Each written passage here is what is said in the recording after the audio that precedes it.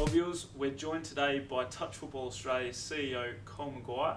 And Cole, it's an absolute pleasure to have you on the show, especially given that we're so close to the inaugural Elite 8 tournament. How are preparations for the tournament going? The Elite 8 is coming along extremely well. We've made some significant advances over the front end of this year. And really this week's all about announcements. So we've announced the fact that we've got Michael Paynter playing at the after function and hopefully doing some work around the actual event as well. We've let the players know some of the things that we've actually done with respect to leveraging sponsors, and we couldn't be happier. We've got some big announcements, I guess, that we're looking to keep going with, but we believe that the Elite 8 is just going to be a fantastic event. There may be many people watching the show who have heard about the Elite 8 but aren't sure what it is. Can you tell us what it's about and how it came about? Look, I guess the organisation's been trying to implement an elite construct for near on 15 years, I would suggest. The initial implementation of the NTL was all around trying to capture the best possible players around Australia and form an equalised competition that we could truly showcase as elite. This particular framework that we've set up was born 3 or 4 years ago with some recommendations from the National Events Commission, and what we're looking to do is again create the vehicle to take our event into the future and take our elite game into the future so that we can look at things in a whole different light and really support the elite infrastructure. So there are 4 teams out of New South Wales, 3 teams out of Queensland and 1 from the rest of Australia, which with varied selection process and geographic construct have been formed to actually play against each other in what we hope will be an exciting event. Can you tell us what's going to be different about the Elite 8 as opposed to previous NTLs? Well, the key differences, I guess, start off with the basics, best referees on the best fields. I think and the best players participating. If you have a look at those 3 key elements, we can have had in the past, an event that can, no matter how the draw falls, you could play anywhere and the like. So they're the first 3 that I can see that you first start to talk about, because it's basically on the field that everything counts.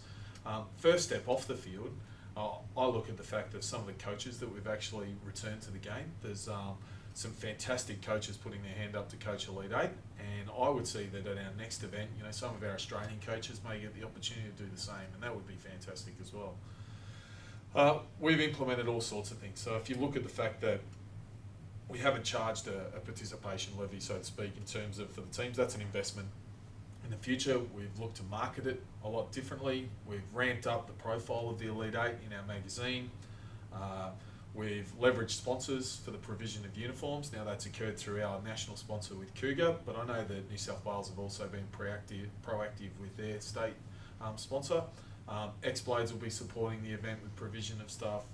We'll also have a look at body science allocations to every athlete. So realistically, if you start to look at what we're trying to achieve, we're really trying to start to look after the athletes as professionals. And I think, if you then couple that with things like performances at the venue for the final series, increased profile around the way that we do things there, then it's an absolutely fantastic outcome.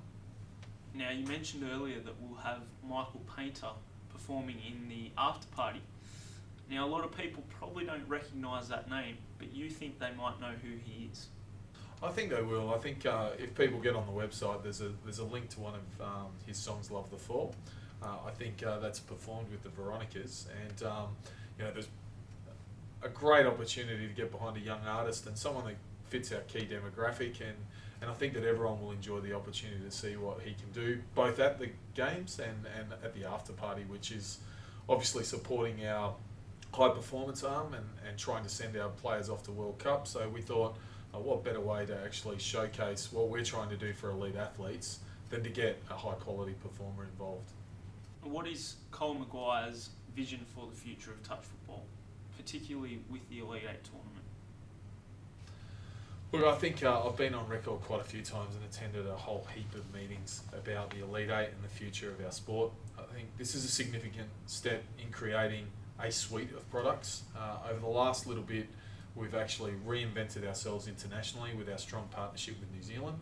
The Trans-Tasman series, either Youth Open or Masters, are fantastic to actually have involved on an annual basis.